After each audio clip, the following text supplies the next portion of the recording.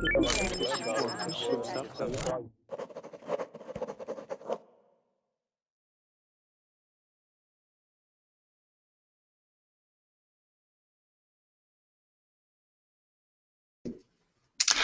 there, welcome to Verbally. My name is Hamish, and in this class we are going to take a good hard look at interview questions you might get if you have a job interview with an English-speaking company, that is to say a company that's either based in the UK or the United States or Australia or other countries like that, or perhaps an American or British or Australian company that has an office in your home country. Okay, so we're going to look at those questions. We're going to look at some of the more difficult questions as well, or perhaps difficult questions if you don't spend time thinking about your answers and preparing good answers for these questions. If you do your homework, if you do good preparation for a job interview with an English-speaking company, then you can be sure that you can be confident and calm and provide some good, clear evidence to them in that job interview about why they should give you the job, right? Which is the prime objective of us attending these job interviews. These first 2 minutes of the class, of course, are for Verbling Premium users. If you have a Verbling Premium membership, you can join me right now. Otherwise, you need to wait for that green Join Class button in the corner there. Let me say hello to everyone who's already here, and we shall get started. First of all, let me see. Let me say hello to Orlando, first of all. Hello, Orlando.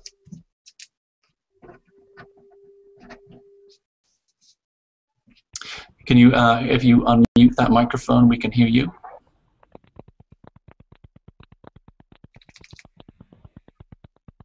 There's a button. If you click that button, Orlando, on the screen, on the Verbling screen, you can we'll hear you. Can't hear you yet, though. Maybe it might be the sound. Actually, I don't know. Yes, I mean I can see you fine, but I can't hear you at the moment, I'm afraid. Oh, okay. We shall see if he comes back. Roman, hello, Roman.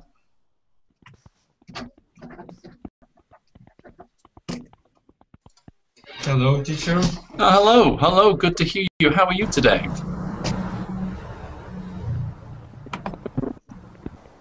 I'm fine, thank you. Excellent. How about Roman, you? I'm pretty good. I'm pretty good. It's a nice day here in Nashville, Tennessee. Roman, tell me, where are you from? I'm from Ukraine. Ukraine. Welcome to Verbling. Welcome to this job interview class. Tell me, what are you doing right now? Are you working? Are you studying?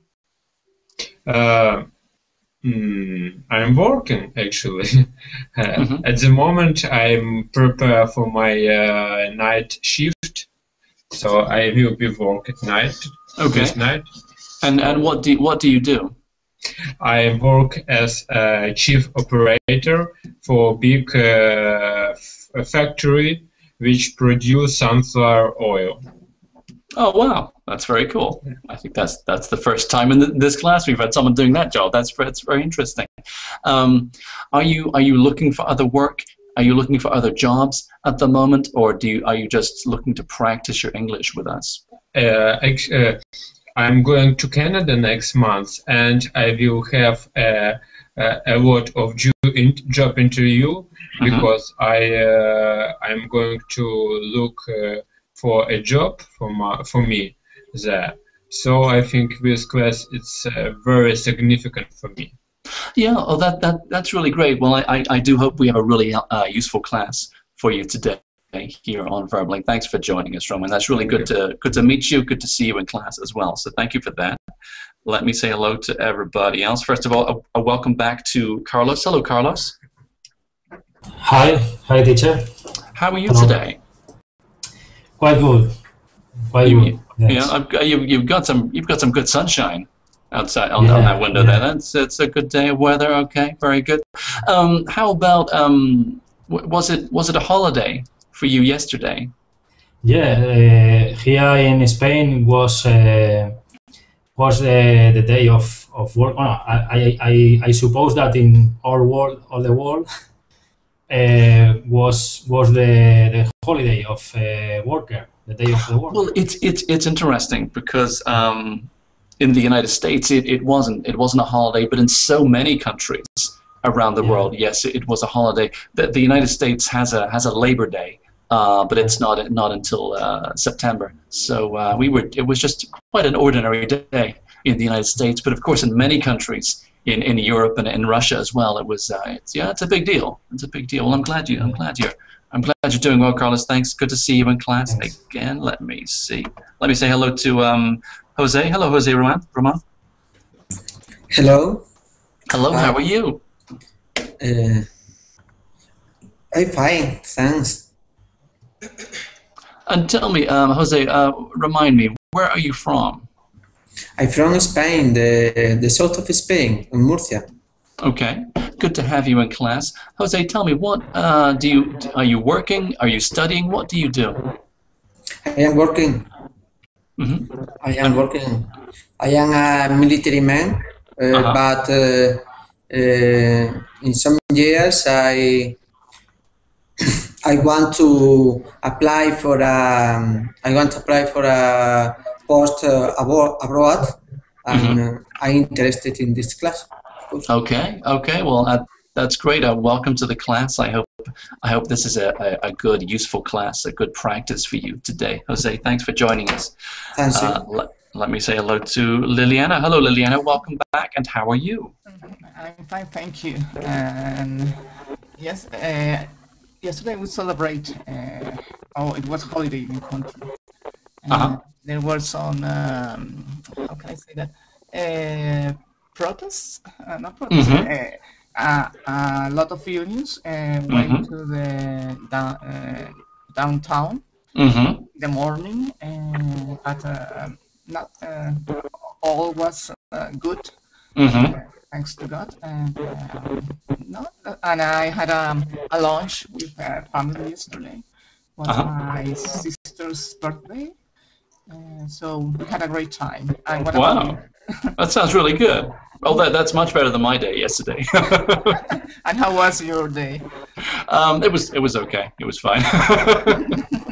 It was not bad. But I'm glad. As you say, we can talk about those demonstrations and marches and protests, and it's, of course, it's good if they can go peacefully. There's really no culture of that here in the United States. On May Day, on yesterday, but in the UK, very often can be a violent day in the UK in terms of protests against the financial and the capitalist system and things like that. And I always remember if you worked in Starbucks or McDonald's or any of these big stores, you would be kind of nervous yesterday. If you were in London or another major British cities. So I hope things went well for them as well. But yes, a pretty ordinary day here in the United States, I have to say. Yesterday, not a holiday. So I know that. It's strange. In the USA, they celebrate in September. That's right. Well, they like to be different over here, so why not? Yeah, Liliana, great to have you in class. Thanks for joining us. Thank you. Let me say hello. Say hello and welcome back to Marta. Hello, Marta. Hello, can you hear me? I can hear you perfectly. How are you today? Oh, I'm fine, thank you. Excellent. I'm so glad to have you back in our class, Marta. Thank you for joining us. Let me say hello also to Tiago. Hello, Tiago. Hello, Hamish. How are you doing? I'm doing really well, thank you. How are you? I'm fine, thank you. Okay. Yeah. You've got a whole classroom behind you, as far as I can hear. Good to have you in this class today, Tiago. Thank you for joining us. Thank you. Let me say hello to Amro. Hello, Amro. Hello. Oh, I lost the sound there. 1 second. I'm sorry. I'm going to try that again. Amro, how are you today? Hello. Hello, there we go. How are you? I'm fine. How are you? Thank you. I'm pretty good. It's good to have you in class, Amro. I think the sound is a little tricky today. So, if your camera's on. Now it's perfect. It's not bad. I hope we'll get to hear you well today, Amro. So, if your camera's on, I would turn the camera off because the video is it's kind of it's I will nothing turn really. it off. I will turn it Okay, off. great. And then I know we'll get good sound for you. Ah, yes, that. Oh, and hey, a nice car too. Thank you. It's not mine. It's okay. Thank you very much. No, I don't have a car like that either, so no problem there. Actually, I don't have a car. Oh, but if you did, I recommend that one. Looks pretty good. That looks like a nice car. It's BMW. I chose it wow. from the website you see, and maybe in the future I will get it. Yeah, my goodness, the doors on that I8 car are concept. amazing. It's I8 concept because I'm a mechanic engineer. I'm interested in this. Oh, okay. Well, that's interesting. Maybe we'll talk about cars later. That's we all love to do that, right? Thank you. Good to see you in class, Amra. Thanks for joining us today. Let me just do a quick sweep there. I'm not.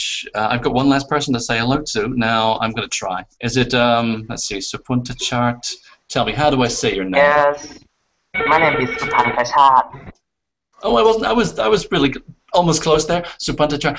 Tell me. I know. Uh-huh. I know my name is difficult to call, but you can call me SJ. Oh, I'll do that. I like SJ. Very cool. Very cool. SJ, tell me, how are you today? Oh, great! But today it is so hot. Oh yeah. How hot is it? What's the temperature? It's around 40 degrees Celsius. Oh yeah. 40. Yeah, that's too much. That's too much. Okay. I hope we can fix that. It's quite warm here in Tennessee, but it's not 40. No, 40 is that's too much for me as well. Yeah. So where are you? Thailand, Bangkok. Thailand. Okay. Good to see you. Welcome. Always good to have you. Yeah. Nice to meet you because this is my first time in your class. Oh, hey, well, and it is, I know, and we haven't met before. It's very nice to meet you, SJ. Thank you for joining us here on Verbally. Thanks for joining us here for this job interview class.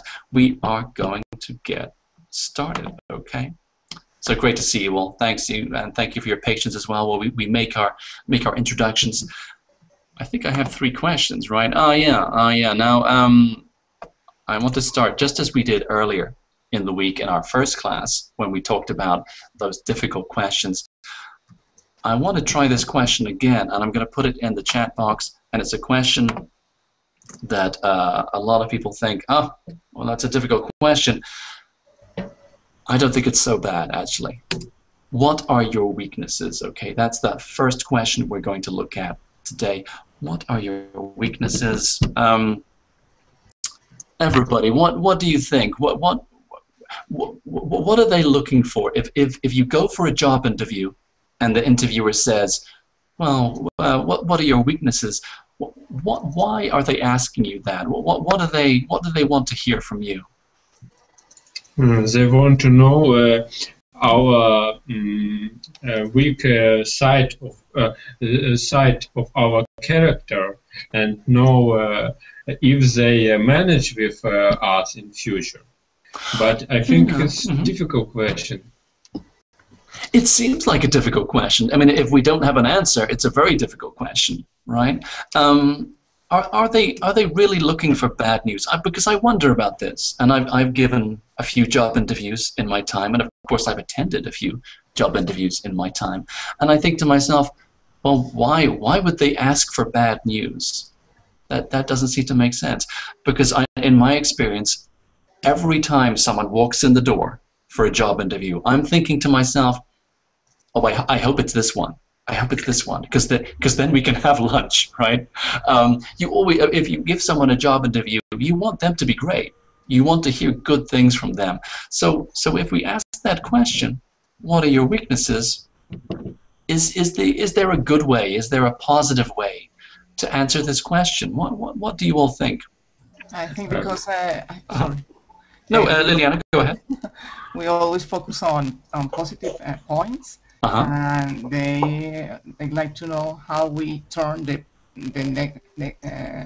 negative points into positive points, and it turns like a strength, or how have to improve it. Your point.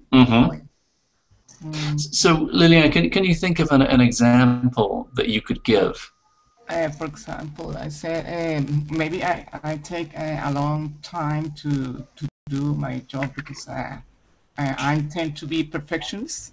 But by the time I learn how to do it in short time, not to take a long time as before. And perfectionist, that's a very interesting expression, a very interesting way to describe ourselves. Liliana, what do you think? A perfectionist, is that a positive term or a negative term? I think sometimes it's negative because or you spent a long time doing your job. So maybe they need a person who doesn't pay attention to a lot of details, and to do your job when they need it. They need to be ready with a deadline, to be on time in a deadline. So I think it could be a negative point. Okay, and I think you're right, and I think in a lot of jobs, if they don't want a perfectionist. I suppose there are some jobs where they probably do want a perfectionist. What kind of jobs? And I ask everybody here, what kind of jobs would being a perfectionist? Where would that be a positive thing? What kind of job should you be a perfectionist at? Do you think?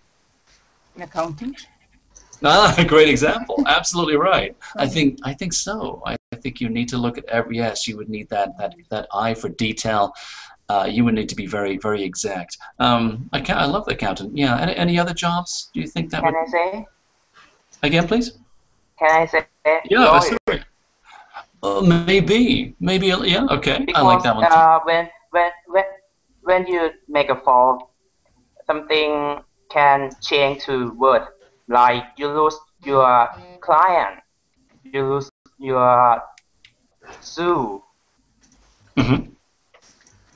No, yes. If you make a mistake, you are vulnerable as a lawyer, and often I think the lawyer's job is to look at every single possibility to find a solution or a loophole that can help their client for better or worse, I suppose. Okay, so we've got accountant, we've got lawyer. One more. And what other job do you think? Chemical industry, because of the measures, it must be very accurate to measure things and do things right. Okay, yeah, I like that one as well. Okay, so we have, I think there are clearly jobs where we can talk about ourselves as a perfectionist in terms of having that, really perhaps more talking about our attention to detail and our ability to set out a procedure or a method where we're perhaps, as you say, a chemical engineer, but we could have a very clinical approach to something, or as the accountant we have a very methodical approach to doing our work. So we cover everything. There are no mistakes as we go along, as you say, because sometimes a mistake that can waste 5 seconds, but in other businesses, like the ones we're talking about, a mistake that could cost $5 billion or something. So we need to be much more careful. So sometimes I think we can talk about perfectionism or being a perfectionist in quite a positive way. And in a job interview, I think sometimes the interviewer would think, "Oh, me too. Yes, because we're in that business. We need to be very, very clear about things." But there are a lot of other jobs where I think they would say, no, we need someone who is going to move quickly and to move around and maybe to be doing a lot of different jobs, or to be able and ready to do a lot of jobs and to drop things in a moment and go on and do something else. And I always think of the hospitality business as something like that. Not if you're the head chef, but if you're doing other jobs in a hotel or a restaurant, you need to be able to jump around and do different things and show different skills so that you can be part of that team. So okay, we have some different things. Let's think again. Let's focus on that whole. What are your weaknesses? question.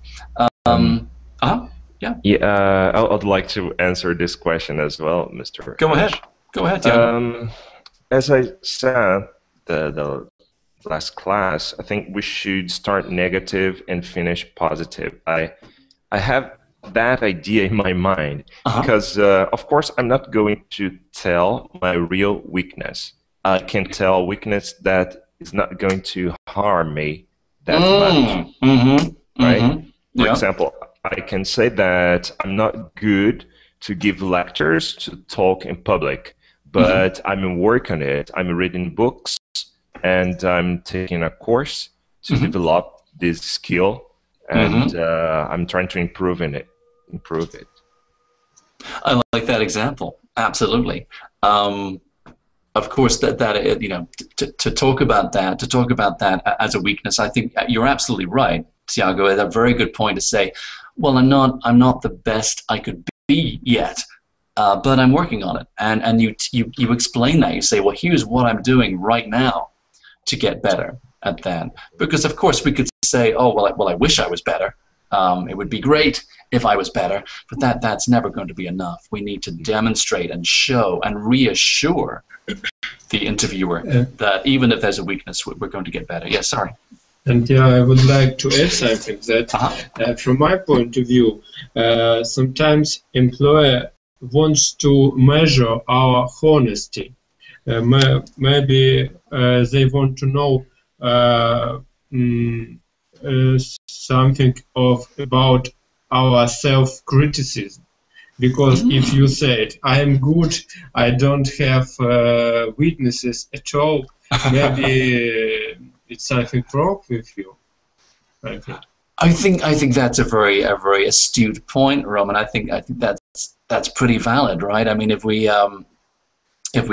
claim perfection, well, either we're lying or we just don't know ourselves. So I think, yes, self-criticism or self-awareness of the things where we can improve, and that I think it shows honesty and self-awareness to say, well, you know, of course we're going to focus on the things we're good at in a job interview, and if they ask you a general question about the things that you're good at, you're going to focus on the good stuff, absolutely.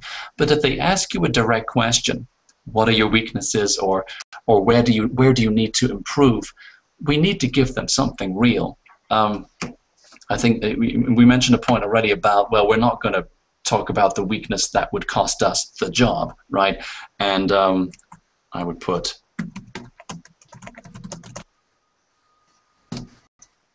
we're not going to shoot ourselves in the foot, and that sense of doing something that causes you harm. Yeah, but it makes sense to this is an opportunity again. If there are things, you know, maybe you're just not so good at, and we could think of different examples. And of course, it may be your English, right? Maybe they're looking for someone with a more advanced English level for a job, and maybe you're intermediate, but you still have the job interview. So if you have a job interview, you have a chance to get the job, and maybe all the interviewer needs is that you understand that the English isn't at the best level yet, and B, what you're going to do about it. And so again, you know, you could say, well, I'm taking classes on verbling, I'm studying by myself, I'm working with a professional teacher, whatever approach you want to explain or give details about, to say, well, I'm at this level, but at 2 months I'm going to be at that level because I know this is important for this job, and I want this job. I want to be the absolute very best person for this position. So if that's all they need from you, if they just need some reassurance that you're going to fill that gap, well, you've done that. You've just done that in the job interview. That seems to me much better than saying, oh, as you say, I'm perfect at everything, or the weaknesses that I work too hard and I care too much, all those things, because they don't sound real or honest. We need to pick something real, but clearly we don't want to shoot ourselves in the foot. We don't want to talk about a weakness that is in that essential criteria, maybe the top 3 things they're looking for. For example, in a sales position, we don't want to say, well, my greatest weakness is I can't really sell things. Not so good at that right now. That's going to be a problem. So I think it does require some thought when we think about the specific job that we're going for. Of course, we need to look at that information, the job advertisement or the criteria, and think to ourselves, okay, well, how do we match against that? Is there something a little bit missing in our resume, in our CV? And can we talk about that? Are we working to improve that right now? And if we are, great, let's talk about it, because it shows them that you're continuing.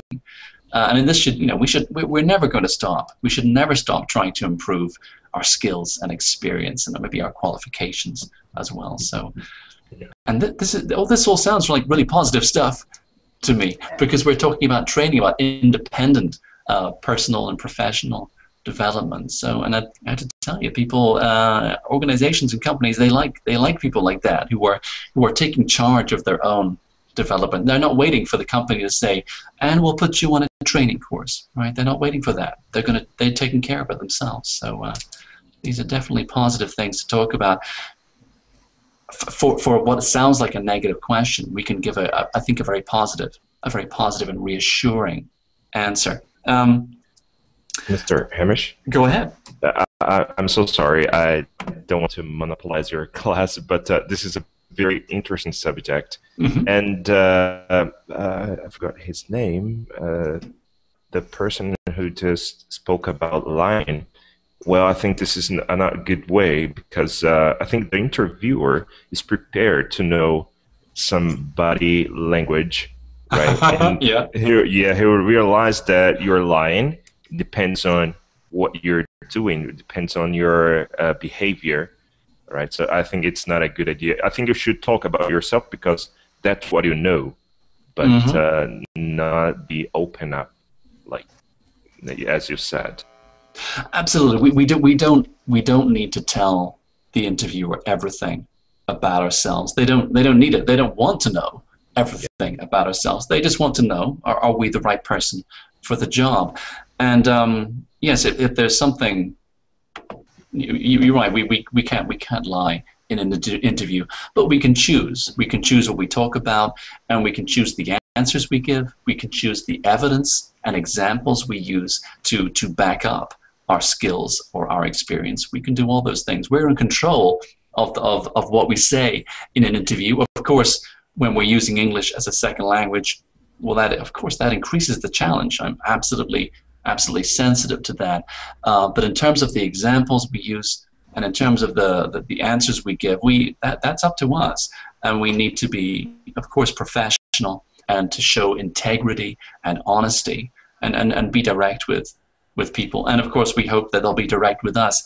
I think there are some interviewers, if they are professional HR interviewers, then yes, that they will be well placed. And of course, if they've had a lot of experience interviewing people, they've been to more job interviews than you have, right? So yes, a lot of them will be able to tell if we're trying to mislead them, if we're talking about experience we don't have, or trying to hide some big weakness that we don't want them to know about. A lot of them, yes, they're going to spot it. Some interviewers are less experienced, less professional, and maybe you could tell a more successful lie, but what's the point? What's the point if you don't have the ability to do this job, or you're not working on that ability? It's not going to be a good job for you, right? We're not going to last very long. So there's no value in doing that. Yeah. We need to be honest, but also we should, we don't need to tell them every single thing about ourselves. Not of course. Can I ask you something? Yeah, go ahead. For example, if I answer this question saying that I tend to be perfectionist and I pay much attention to the details, how can I turn this answer in a positive? So I'm willing to learn how to do. I don't know how to turn this answer in a positive. way. So could you advise me how to do it? What is For example, if I say my weakness is that I tend to be perfectionist and I pay attention, I pay much attention to the details. But I'm willing to do it in a short time, or because it takes me a long time if I am a perfectionist. How to turn in a positive way that they think that I'd be willing to learn or to do my job in a short time. Right. Okay. And I don't have a perfect answer for that, Liliana. I'll be honest with you. I wouldn't lie about it on this occasion. This sounds to me like it's quite a personal.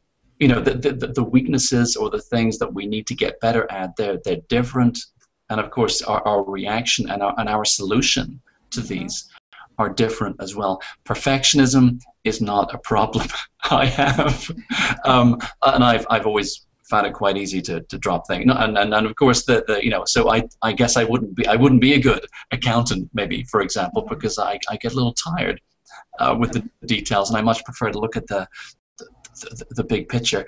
Of course, there are a lot of jobs where I would go for, and they would say, "Well, it doesn't seem to me like you're very good at paying attention to those tiny details." And I would have to say, "Yeah, you're right. I'm not so good at that. How do I make that better?" So, I think your own solution, everyone's own way of improving their ability, either to work faster or to let things go sometimes.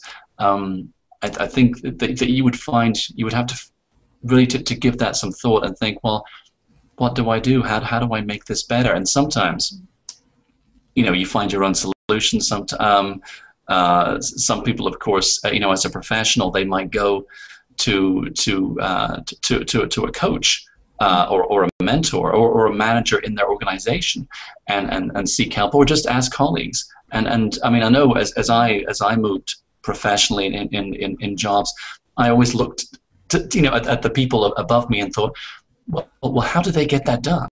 And I would look at them in meetings and think that was my personal thing. I didn't like to go on courses. I would just look and observe how people higher up than me solve the problems that I found so difficult. So maybe it was more of a sneaky way, a stalkery way of learning things. But I think it's different for each of us. So I wouldn't want to give you a form of words to use. But if you see it, if you're looking at a certain job and thinking, okay, the way I work, I need to change that. Maybe they won't like a perfectionist approach to that job. Then we have an opportunity to reassure them that we can reduce the perfectionism, that we can maybe work more quickly, but yet still do things to a high quality. But in terms of actually how you go about improving that skill, I think that would be something that's not something I would be sure to tell you about, I must admit. So, but there's a range of possibilities, aren't there? And we often will say, oh, and I'm going on a training course, or I have a mentor, I have a coach, or I'm studying online, or I'm getting some work experience in other areas, or I'm volunteering. And we can talk. There are a lot of things we could talk about, things we do as a hobby to show. As you can see, that demonstrates my ability, and it could be helping kids with a football team, or I mean, all sorts of things you can do in the community, for example, to demonstrate that your ability to work more quickly, or to multitask, as they say. Thanks a lot. Okay. I know. I get a point for not answering the question, right? No, it's a good way to do it. Okay. No, and yes, I just want to be honest about that. Absolutely, yeah. Did I interrupt someone there? I'm not sure. Let me see. Yeah. Yeah. SJ, go ahead. Positive answer, in my opinion, like about a weakness of failing. Like I don't think I any weakness or failing which would affect my ability to do this job. I think this is a positive answer to ask to the interview. Can you give me that answer again, SJ? I'm sorry. Like I don't think I have any weakness or failing which would affect my ability to do this job, this vacant. Okay, and we can say that in an interview. I can almost guarantee, SJ, that if we do say that, a professional interviewer will then say, well, I bet you're not perfect. What do you need to improve? What do you need to get better at? And if they ask that question, we are going to need to give them something that we're working on, something that, because we can't be 100% satisfied. We can be confident when we're answering these questions, and of course, absolutely right. I think SJ, I think it's absolutely fair that we can say, well, there's nothing right now that would stop me doing this job. I think I'm a good fit for this job. But then, of course, if they say, well, what do you need to improve? What do you want to get better at? We need to give them something that shows, we want to continually improve, that we want to get better, right? And if we think about our skills and experiences, it shouldn't be difficult to identify something where we need to improve. I could give you 20 things that I need to improve my work. Go ahead. Oh, I'm sorry, I lost that one. So SJ, I think we can be confident, and that makes sense. And we don't want to tell them something that makes them think, oh, okay, well, no way is he getting the job, right? That would be unhelpful.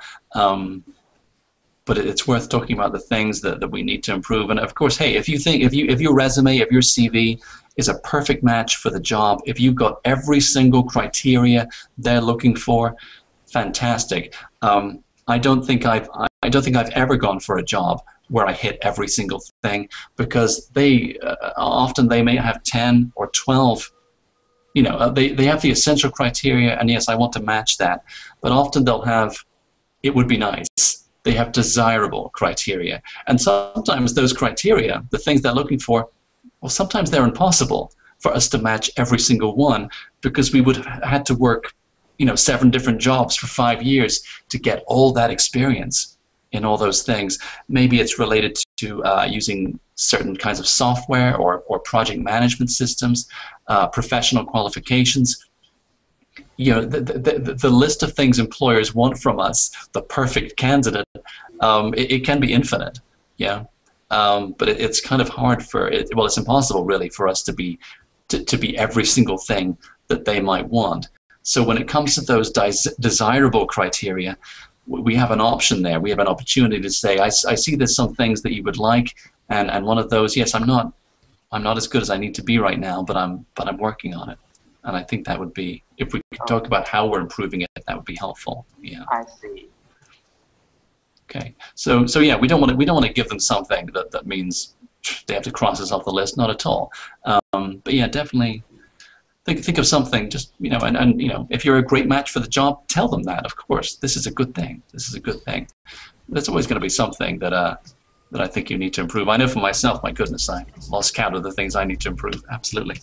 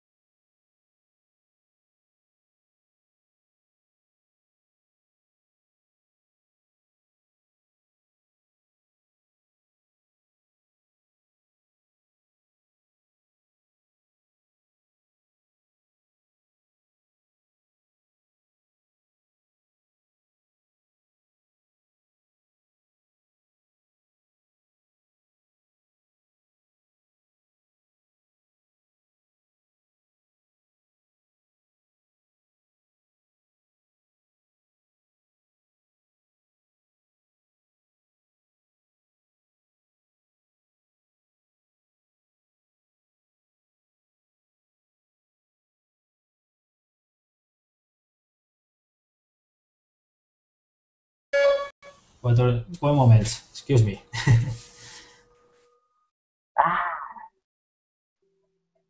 Teachers come back.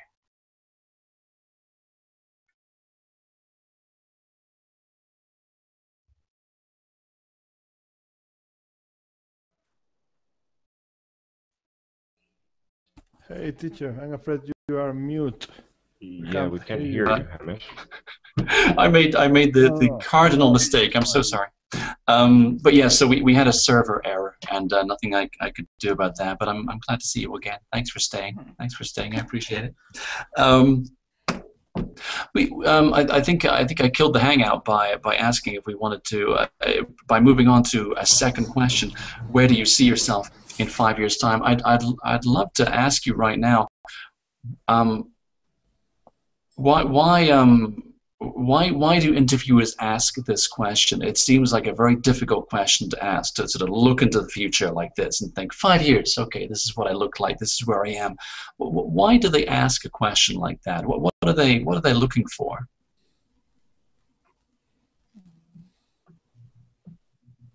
To know if you like to continue working in this company, or if you have a different or if you only like to work for a while, maybe that's the idea. They're definitely interested in that. Yeah. Or if you like to make a career within the company. Yeah. Okay. This is about motivation, because of course they want to know, can you do the job, right? About skills and experience. They want to know, oh, hey, will you fit in? And that's about communication style, about the working personality, and maybe, of course, that could be about whether we're a perfectionist, whether we're a multitasker, how we give tasks to people, how we take tasks and deliver them when we're given other responsibilities. They want to know about those things. They want to know, can you do the job? Will you fit in? They also want to know, do you want the job? And hey, if you're there at the job interview, well, it sounds like today you want the job. But what about next week? What about next month? What about 6 months' time? Because, hey, great, we want the job today, and then next week we start and think, no, actually, this is not quite what I was looking for. That costs them a lot of money and a lot of effort, because it takes a lot of time, and there's a lot of expense related to hiring someone, putting them on the payroll, training them, things like that, right? So they want to be sure. Great, you can do the job, you would fit in, you're a good fit for the company, but they really want to make sure that you're someone who is going to be there long enough so they get a return on their investment. They get a return on their investment in you, yeah? So they want to know, really, if you have a plan, if you have a vision for what your career is going to look like. And in most jobs, hey, in 2013, in most jobs, that doesn't mean, oh, hey, I want to work here for the rest of my life, right? That's all I want to do, to work for this company in the same job. That's not very likely. But certainly they might ask about 2 years, 3 years, or maybe even 5 years, and ask you, well, where do you want to be? Okay, so if say we want to stay with the company. Yeah. Say we do. If we're being straight and saying, I would like to work here, for at least 5 years. What else can we tell them? What are some good things to say in terms of where do you see yourself? What's a good way to answer this? I think maybe to get a better position in 5 years. Mm-hmm. Yeah. To advance in the company. Mm-hmm. It could be, and of course that depends. Well, it genuinely depends on what you want to do, and it depends on the job and the business as well. Of course, a lot of people, yeah, that's great to have that ambition and to want to move up the thing. I mean, for some people, maybe they just want that job, and they want to just do that thing because they love it, and that's fine as well. Because of course we're looking for different different people for different jobs. And we know most organizations, you know, we have a pyramid there, and there's not room for everyone to move up.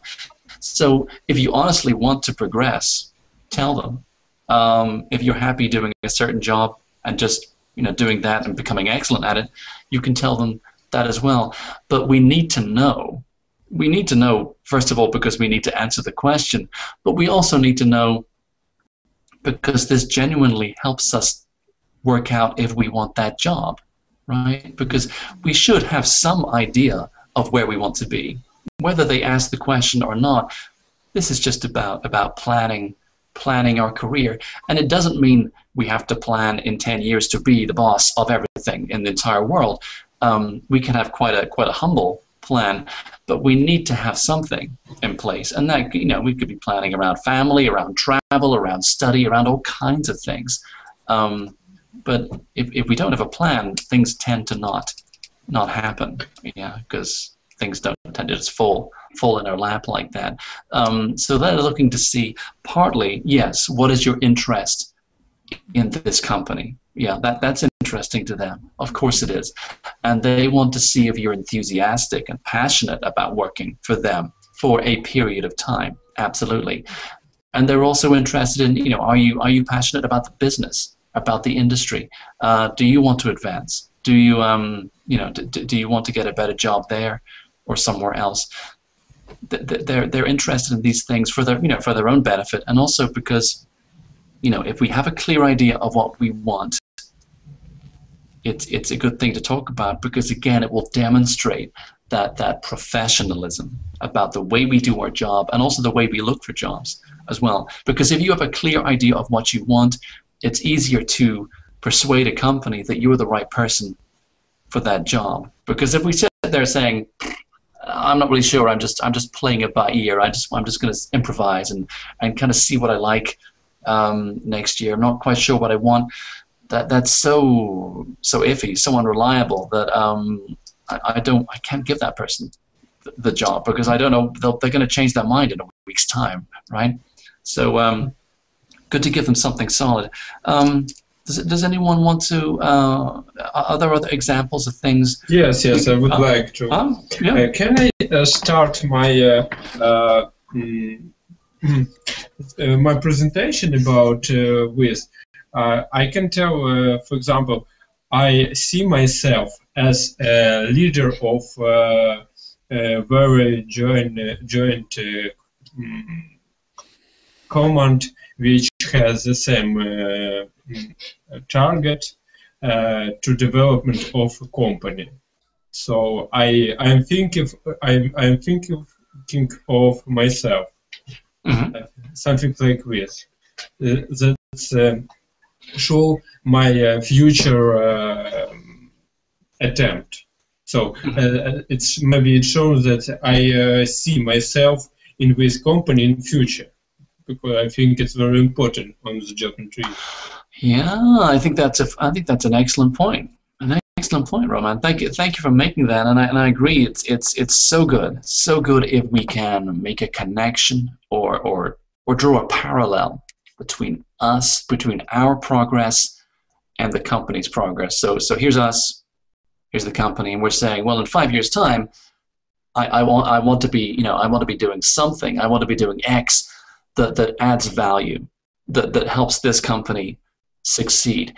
And well, that could be all kinds of things. It could be I want to be more involved. I want to be responsible for a big project that increases profits for this organization, or improves the reputation of this organization. Maybe we want to focus on the quality of the product or the service, or customer service, or I want to win an award for a product with this organization. Yeah, so absolutely. If I think that's a great example. We don't have to do that, but I think it's a great example of how we make a connection between our future and the organization's future.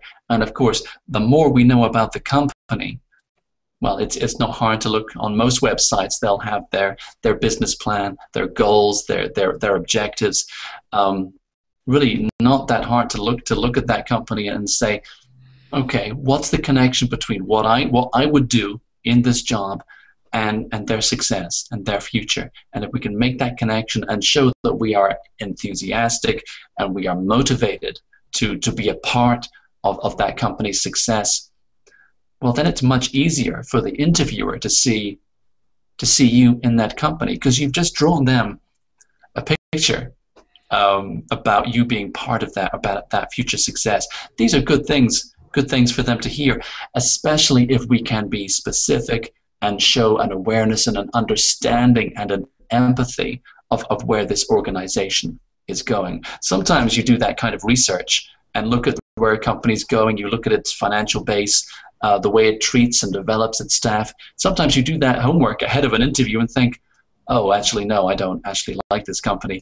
But I would hope most of the time it can help you feel that connection to what is sometimes a very impersonal organization, and think, well, here's the stuff I want to be really good at. Here's where I want to excel. Here are the skills I want to improve. Here's the responsibility I want to take on. And hey, look, here's a company that's going in that same direction. So I have an opportunity here to be very good at my job. Oh, and by the way, to add value to that organization as well. So good things to talk about, good things to demonstrate that you have a plan about where you want to be. And I think there's a number of things that we can talk about to answer this question. The very last thing we're going to do, though, is the very least thing we would do is to say, I'm just going to see how it goes. If they ask you that question, they expect you to have some kind of plan, not because you can see into the future, not because there is any 100% certainty about a career plan. But if you have a plan, you have a greater chance of actually doing something, of making a change. Mr. Hamish? Yeah, go ahead. For example, Roma said, I would like to be a superintendent. No, he said something like president or in charge of something. But would it sound a little greedy or risky to say that? What do you think? I mean, a leader of team, because now I'm a leader small team. Maybe I want that in future my team will be more bigger. So I don't mean a leader of company at all. Okay. Well, Tiago, what do you think? Do you think is that a risky strategy to talk about wanting a promotion like that? Well, it depends on what you mean. For example, he said he didn't want to be the president of the company. Sure. Well, at the moment, it sounds to me that he wants to take the spot, right? But now I understood. But I don't know if you want to do something. Everybody wants, of course, but I don't know if it's a good idea to say that you're trying to get a very great spot in the company, right? So I feel that's too risky. Okay, and I think this issue. I'm really glad you asked that question, Tiago. And I think it's a great point to raise. The truth is, again, a question. In terms of is it risky or not? I can't answer that question because it depends on you, it depends on the job, it depends on the organization as well. Sometimes it's very natural to say, well, hey, in 5 years' time, I know the nature of this business, I know the nature of this career, this type of job. Well, they would expect me to say, well, I would hope I would be at the next level of the organization. I mean, I lead a small team in this job, I want to lead a bigger team. That could be a very natural thing to talk about. Of course, if we reach too far, then perhaps that will seem overambitious. It will seem arrogant. So we have to make our own professional judgment. We have to make our own judgment about what is a sensible reach, what is a good ambition, and what is unrealistic, what is too much. Because you're right, we don't want to seem overambitious, but a little bit of ambition isn't too harmful. I would suggest that we can answer this question, but we can also turn the question around, and it can be very helpful if we're feeling confident to do it. If we don't want to ask the question, don't do it. But if you want to know the answer from the company's point of view, why not ask them? Why not say, well, where do you see the successful applicant in 5 years' time? Where do you see this position in 2 or 5 years' time? Would this be a job that would progress? Would there be promotion opportunities in this job? And they're either going to give you an answer or they're not. But I think sometimes that answer from them can be very interesting and helpful for you, because of course if they say no, this is where that job ends, right? If they say that, well, you might be happy, or you might think to yourself, oh, okay, yeah, I don't think I want that one. Or maybe they'll talk about the development, the promotion opportunities, all those good things. So we can turn it around, and that's, why not? We're going for the job. We should be interested in what they think. And if they don't have much to tell us, if they haven't thought about where that job's going to go, that's a pretty interesting answer as well, I think. Yeah, but I think they probably will have a good idea. Because again, this is what they do, especially if they work in HR. They know where these things go, so they should have a good answer for us as well. Hey, we gotta go. We're finished. I'm sorry about that. Those Hangout difficulties. I'm sorry about that server error. Hey, thank you, everybody. Sorry. The last question, not about this topic. I check your profile, and I realized that you only have one class. 1 or 2 classes in the morning, and I know that you had before 1 class in the afternoon. What happened with this class? Because sometimes I couldn't take at this time. No, absolutely. That's a good question. I've moved a few classes around because I do this. I teach full time, and sometimes I have classes in Nashville where I'm close to in the afternoon, so I need to move the schedule around. I try to be as consistent as I can at this time of day, but the ones in the afternoon sometimes they drop off just because I have other responsibilities. So that's how it goes. But I'll always try and be again. I always put that schedule on Facebook, so you'll know ahead of time where I am in the week. So please always check that on. I think on a Sunday. Okay, please. Teach us a class in the afternoon. I'll do my best. Sometimes that's going to happen. Absolutely. Well, no, I appreciate it. Thank you, and I'm glad. Thank you, everybody. We have to go, but thank you for some great discussions, great questions and suggestions, great examples. I'm so happy with you all today, and thank you for staying during the server error with the Hangout as well. I really appreciate that. Thank you so keep much. an eye on me on Facebook. Oh, you're very welcome. I'll see you all again soon. Okay. Thanks a lot. Bye. Bye. Thank you, Mr.